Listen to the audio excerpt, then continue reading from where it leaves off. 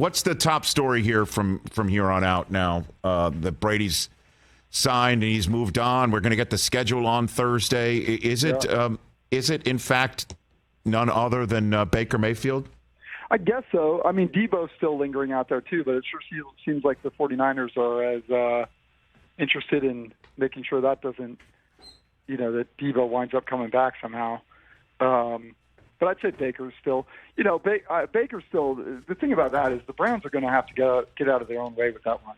They're not going to keep him on the team. That's ridiculous. That's a ridiculous notion that he could somehow still be on the roster this season.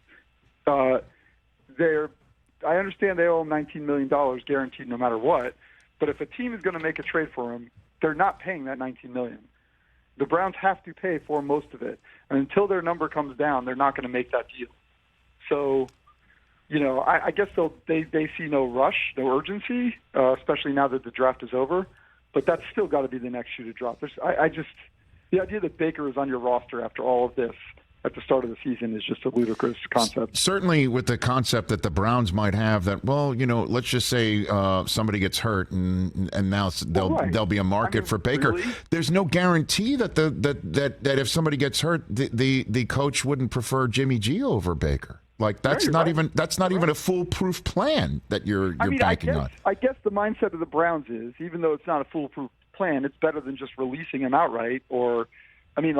If there is no market for Baker, because all these teams know that at some point the price has to change, the Browns might as well wait a little bit longer too. I just don't know what you're waiting on. You're going to keep him through what? Middle of August?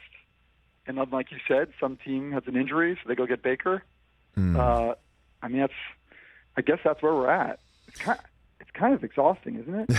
If you're Baker, you're just sitting around and saying, you know what, you drafted me first overall, and I stuck with the program, and we won a playoff game last year. We beat the Steelers. I went into Kansas City and helped stare down Mahomes, and I tried to play through something. And again, I know something was going on with Odell, and him, and I know that he's not just the great bed of roses walking into his facility. You hear everything, right?